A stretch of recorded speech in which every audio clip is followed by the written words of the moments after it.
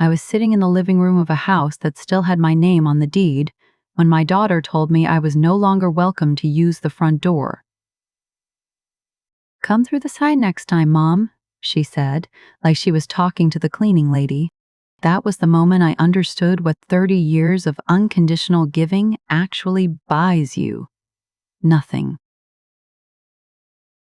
The evening air in Nashville hung warm and thick, the way it does in late September when summer refuses to let go.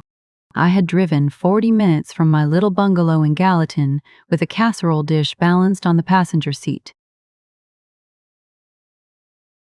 Chicken and rice. The recipe my late husband James perfected before he passed 5 years ago. I still made it exactly his way, measuring the paprika with the same dented spoon, letting it simmer until the kitchen smelled like home used to feel. My daughter Karen opened the side gate before I even reached the porch. She stood there in a linen dress that probably cost more than my electric bill, her hair blown out smooth, her smile tight as a locked door. Behind her, through the big bay window, I could see people moving inside. Laughter floated out. Crystal clinking against crystal. The low murmur of conversations I was not part of. I lifted the casserole dish. I made Dad's recipe. Karen glanced at it the way you glance at a stain on a tablecloth. "That is sweet, Mom, but we are doing a wine and charcuterie thing tonight. Greg's business partners are here. It would be a little awkward." Awkward. That word again. It had been following me around for months, showing up every time I tried to be part of my own daughter's life. I was awkward at Thanksgiving when I wore my old cardigan instead of the cocktail dress Karen had suggested. I was awkward at my grandson Marcus's graduation party when I brought homemade lemonade instead of the imported sparkling water Karen had ordered. I was awkward, apparently, just by existing in the spaces my money had built. Greg appeared behind her, my son-in-law, tall, broad-shouldered, with the kind of confidence that comes from never having been told no. He put a hand on Karen's shoulder and gave me that smile, the one that looked warm from a distance but felt like a gate closing when you got close. "Dorothy, we appreciate you stopping by. Why do we not plan something for next week?" "Just family. Just family." As if I were something else. I nodded because my throat had closed around the words I wanted to say. I turned and walked back to my car, the casserole dish still warm in my hands, the Tennessee night pressing down on me like a heavy blanket. Behind me, the front door closed with a soft click. No one watched me leave. The drive back to Gallatin felt endless. Every streetlight that passed over my windshield illuminated the same question I had been avoiding for years. When did I become the person they tolerated instead of the person they loved? By the time I pulled into my driveway, the casserole had gone cold. I left it in the car. I did not have the energy to carry it inside. My house was dark. It was always dark now. I moved through the kitchen by memory, running my hand along the counter where the laminate had started peeling 2 winters ago. The faucet dripped its slow, familiar rhythm. The furnace clicked and groaned the way it had since before James died. I had meant to fix all of it, but there was always something more urgent. Karen needed help with the mortgage. Greg's truck needed new tires. The kids needed braces, tutoring, summer camp, a new laptop, always something. I sat down at the kitchen table and pulled open the drawer where I kept the green folder. James would have called it my ledger of love. I called it what it was, proof. Inside were bank statements, automatic transfer receipts, loan cosign documents, insurance records, and handwritten notes I had made over the years to keep track of everything. I spread them across the table like a surgeon laying out instruments before an operation. I counted slowly every line, every monthly payment, every recurring charge I had set up because Karen called crying or Greg sent a text saying things were tight this month. Mortgage supplement 2. 2 car payments. 2 car payments. 2 car payments. T-E. T-E. T-E. Karen's real estate license renewal, Greg's gym membership, the children's private school tuition grocery delivery, lawn service pool maintenance cable, internet, 3 streaming subscriptions, a country club membership. I had never once been invited to use 97 automatic payments every single month. I stared at the total. My pension from 31 years as a registered nurse at Sumner Regional brought in enough to live modestly, but modestly had turned into barely, and barely had turned into not at all, because 97 payments do not leave room for a woman to take care of herself. I looked around my kitchen, the peeling counter, the dripping faucet, the window with the crack I had taped over last February. I was wearing slippers held together with glue and hope, and my daughter told me to use the side door. Something shifted inside me that night. Not anger exactly, though anger was part of it. It was clarity, the kind that arrives too late but arrives all the same, like a letter that has been sitting at the post office for years, waiting to be claimed. I closed the folder. The sound it made was quiet, but in the silence of that kitchen, it rang like a bell. I barely slept. By 6:00 in the morning, I was dressed in my good navy blouse, the one I saved for doctor's appointments and funerals, and I was sitting in my car outside Volunteer Federal Credit Union, waiting for the doors to open. Linda Marsh had been my banker for 22 years. She knew James. She came to his funeral. She was the kind of woman who remembered your birthday and asked about your garden. When I walked in that morning carrying my green folder, she took one look at my face and led me straight to her office without a word. "Dorothy," she said gently, closing the door. "What is going on?" I set the folder on her desk and opened it. "I need to cancel every automatic transfer going to my daughter's household, all of them." Linda blinked. She reached for the folder and began flipping through the pages. Her expression changed slowly, the way the sky changes before a storm. Not all at once, but in stages, from surprise to concern to something close to alarm. "Dorothy," she said carefully, "this is a significant amount of money leaving your account every month. Do you understand what stopping these will mean for them? I understand what continuing them means for me." She held my gaze for a long moment, then nodded. She turned to her computer and began the process. As she typed, she paused.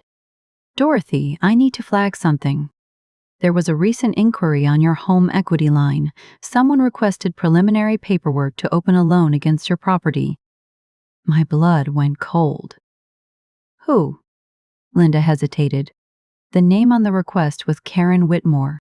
I gripped the armrests of my chair. My daughter had tried to take a loan out against my house. The house James and I bought in 1987, the house where I raised her, the house where her father died in the bedroom upstairs holding my hand. Did it go through? "No," Linda said quickly. "It was flagged because the authorization signatures did not match our records." "But Dorothy, this was not an accident. Someone filled out these forms deliberately." I sat very still, letting the information settle into my bones. This was not just entitlement. This was theft in progress. "Cancel everything," I said. "Lock my accounts, add fraud alerts, remove Karen and Greg from all access, change every password, every security question, everything." Linda nodded. "I will protect your accounts, Dorothy, and I would strongly recommend you speak with an attorney." I signed the new documents with a hand that did not shake. When I walked out of that credit union, the September sun hit my face and I felt something I had not felt in years.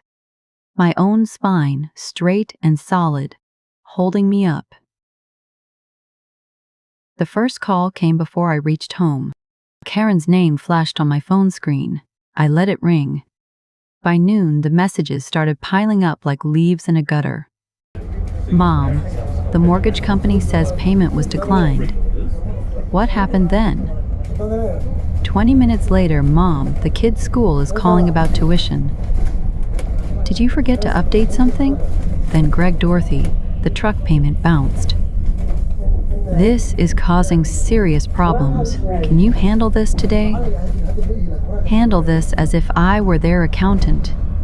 As if my purpose on this earth was to keep their machine running while mine rusted in the rain. I turned off my phone and went out to the garden. The tomatoes needed staking. My hands needed something real to hold. By evening, the tone of the messages shifted. I turned my phone on briefly and watched them scroll past. Confusion had turned to irritation. Irritation had sharpened into panic. Mom, this is not funny. We have obligations. Mom, Greg is furious. Mom, if you do not fix this by tomorrow, there will be consequences. Consequences. My daughter was threatening me. The child I nursed through pneumonia at age 4. The teenager whose prom dress I sewed by hand. The woman whose entire adult life I had financially underwritten was threatening me because I had stopped paying for her pool service. I deleted every message. Then I made myself a cup of chamomile tea and sat on the porch watching the fireflies blink their tiny lanterns across the yard. For the first time in 5 years, the evening did not feel lonely. It felt earned. The confrontation came the next morning as I knew it would. Not a knock, a key turning in my front lock. Karen still had a copy from years ago, and she used it like she used everything else of mine, without asking, without thinking, without gratitude. She stormed into the kitchen where I was slicing bread for toast. Greg followed 2 steps behind, his jaw tight, his arms crossed. Karen's eyes were red but hard, the eyes of someone who had been crying out of frustration, not remorse. "What did you do?" she demanded. I set the knife down slowly. "You should not walk into someone's home without permission, Karen." She ignored me. "The mortgage is past due. The school called Greg's office. The car company is threatening repossession. Do you have any idea what you have done to us?" I looked at her steadily. "I stopped paying your bills. You cannot just do that. We depend on those payments. You know that. I know that very well. That is exactly the problem." Greg stepped forward, his voice low and controlled. The way he talked when he wanted to sound reasonable, but was actually issuing a command. "Dorothy, we understand you might be going through something. Maybe we should have a conversation about your finances, your mental state, whether you are still capable of managing your own affairs." There it was, the play I had been expecting. Declare the old woman incompetent. Take control of her money legally. Melissa from the original video had tried the same thing. It is a script as old as greed itself. I reached for the green folder on the counter and placed it in front of them. 97 payments. Every month for the last 6 years, I have been funding your entire life while you tell me to use the side door. Karen's eyes darted to the folder, but she did not touch it. That is different. You offered. I offered to help, not to become your personal treasury. You and Greg earn a combined $180,000 a year.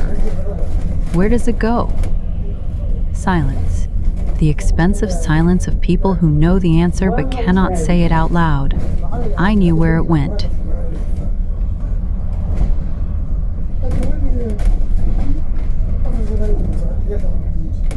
The wine club. The designer handbags. The ski trip to Aspen. The kitchen renovation that cost more than my car. The wardrobe that rotated seasonally like a department store window. Greg shifted his weight. We can discuss this like adults, but right now those payments need to be restored. People are asking questions. People always. People always appearances. Never the woman standing in front of them with glued slippers and a cracked window. I am done, Greg. I said it without raising my voice, without trembling, without apology, and I know about the home equity loan application. Adelaide Grove. The room went silent. Karen's face lost its color. Greg's arms dropped to his sides. Karen opened her mouth. "Mom, that was just what? Just a preliminary inquiry. Just paperwork. Just my house. The one your father and I bought with 30 years of double shifts and overtime. The one you tried to leverage without my knowledge." "I did not sign anything," Karen said quickly, and in that quickness I heard the confession she was trying to hide. The credit union flagged it because the signatures did not match mine. If they had not caught it, you would have put a loan against my home. "The home where I raised you." Her lip trembled, but not with shame. With the particular frustration of someone whose plan has been discovered before it could succeed, Greg put a hand on Karen's arm. "We should go," he said quietly, and for the first time, he would not look at me. A man who had stared me down for years suddenly found the kitchen floor fascinating. They left without closing the door behind them. I stood in the kitchen listening to their car start. The engine revving harder than necessary, the tires biting gravel as they pulled away. Then silence. The good kind. The kind that means the storm has passed through and you are still standing. 2 days later, my younger daughter Patty called. Patty lived in Knoxville, worked as a librarian, drove a 10-year-old Honda, and had never once asked me for money. She was the daughter who showed up on Sundays with grocery bags she pretended were leftovers. The one who fixed my porch railing with her own hands last Easter. The one Karen treated like wallpaper at family gatherings. "Mom," she said, her voice careful, "I heard what happened with Karen. Are you okay? I am better than I have been in years." Patty was quiet for a moment. I always knew the numbers were bad. "Mom, I just did not know how to say it without sounding jealous." But it was not jealousy. It was watching you disappear. That sentence hit me harder than anything Karen had said. Watching you disappear. Because that was exactly what had happened. I had given so much of myself that there was barely a person left. She asked me something no one had asked in a long time. "What do you need, Mom?" Not, "What could she take?" What did I need? "I need my furnace fixed," I said, surprising myself with a small laugh, "and maybe someone to help me pick out new slippers." She laughed too. The warm kind of laugh that fills a room, even through a phone line. "I will be there Saturday." The weeks that followed unraveled Karen's world in ways I had anticipated, but took no pleasure in. Word travels fast in Tennessee, especially in communities where church attendance and reputation walk hand in hand. I heard from my neighbor Doris that Karen's SUV had been repossessed from the driveway in broad daylight. My friend Bev at the beauty parlor mentioned that Greg had resigned from the country club before they could revoke his membership for unpaid dues. The private school sent the children home with a transfer notice. I did not celebrate any of it, but I did not rescue them from it either. Then Marcus came. My grandson, 19 years old, tall like his grandfather, quiet like his mother used to be before money changed her. He showed up on a Wednesday evening with a paper bag of groceries and a look on his face that reminded me so much of James that my breath caught. "Grandma," he said at the door, "can I talk to you?" I let him in. He set the groceries on the counter: eggs, bread, cheese, a small bunch of flowers he had clearly picked up at the gas station. He sat at the table and folded his hands the way James used to when something weighed on him. "It is bad at home," he said. "Mom and Dad are fighting every day. Dad sleeps on the couch. Mom cries at night and blames you during the day. They are talking about selling the house I had helped them buy, the house whose mortgage I had supplemented for 6 years. He reached into his backpack and pulled out his phone. He scrolled through photos and turned the screen toward me. "I have something you need to see." The images showed documents spread across Karen's home office desk. Loan applications, refinancing forms, a power of attorney draft with my name on it, all in Karen's handwriting, all unsigned but ready. A plan waiting to be executed. She was going to forge your signature, Grandma. She told Greg she could handle you, that you would not notice, that by the time anyone figured it out, the loan would already be closed. My stomach turned, not from surprise, but from the depth of the betrayal. My own daughter had planned to forge my name on legal documents, to steal from me, not impulsively, but methodically with spreadsheets and strategy. I took a slow breath. Did you tell anyone else? No, I came to you first. He paused. And Grandma, I want you to know something. I got a job at the warehouse near campus. I am paying my own rent. I do not want to be like them. His voice cracked on the last word. I reached across the table and held his hand. The same hand I had held when he was 3 years old and afraid of thunderstorms. You are nothing like them, Marcus. You are everything your grandfather would be proud of. He wiped his eyes quickly, the way young men do when they are trying to be strong. He stayed for dinner. I made chicken and rice. James's recipe. We ate at the kitchen table, and for the first time in years, that table felt like it was being used for what it was built for. Family. Real family. Armed with Marcus's evidence and Linda's flag documents, I visited an attorney the following Monday, Claire Beaumont, a woman in her 50s with a firm handshake and reading glasses she wore like a crown. She reviewed everything with the precision of someone who had seen this kind of story before. She told me I had grounds for criminal fraud charges. She told me the forged power of attorney alone could result in felony prosecution. She asked me what I wanted to do. I want Karen to know that I know, and I want legal protection so it can never happen again. Claire filed a cease and desist, froze any pending applications connected to my name, and set up a legal trust that placed my home and remaining assets beyond anyone's reach. She also reported the attempted fraud to the proper authorities. If Karen was smart, she would stop. If she was not, there would be consequences far worse than a repossessed car. The letter arrived at Karen's house on a Thursday. I know because she called me 14 minutes later. Mom. Her voice was thin, stretched tight like a rubber band about to snap. You got lawyers involved? You are really doing this? You tried to take my house. I was trying to help us. You do not understand how expensive everything is. Greg's business is struggling. The kids need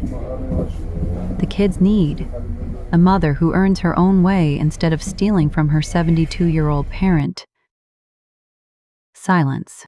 Then a sound I had not heard from Karen in decades. Crying. Real crying. Not the strategic tears she used at family dinners to get her way, but the raw, ugly, honest kind.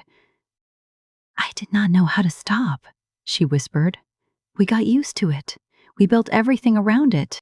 And when you pulled it away, it all fell apart so fast, I did not know what else to do. I listened.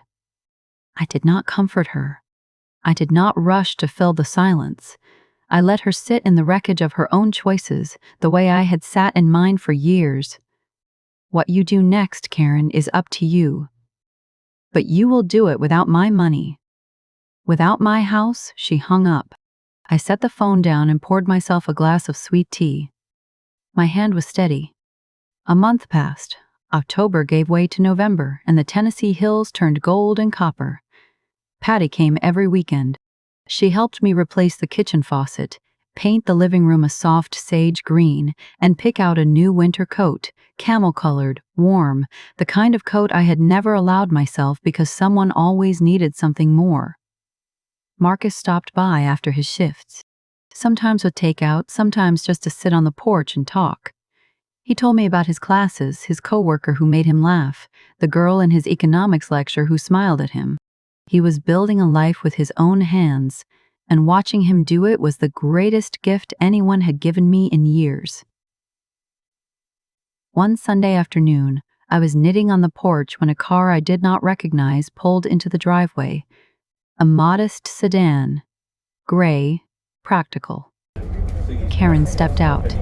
She looked different. No blowout, no designer dress. She wore jeans and a plain sweater, and she carried a small cardboard box. She walked up the porch steps slowly, the way Luke had in the stories people tell about prodigal children. She stopped a few feet from me and held out the box. I opened it. Inside was a framed photograph of James, Karen, Patty, and me at Radnor Lake, taken the summer before he got sick. 4 people squinting into the sun, holding ice cream cones, laughing at something none of us could remember. Below it was a folded note. I read it silently. In Karen's handwriting, small and careful, nothing like the bold strokes on those forged documents. Mom, I am sorry. Not just for the money, for the side door, for all of it. I do not expect you to forgive me, but I wanted you to know I finally hear what you have been trying to tell me. I folded the note and placed it back in the box. I did not cry. I had done enough crying for one lifetime. Adelaide Grove. Karen, I said, sit down.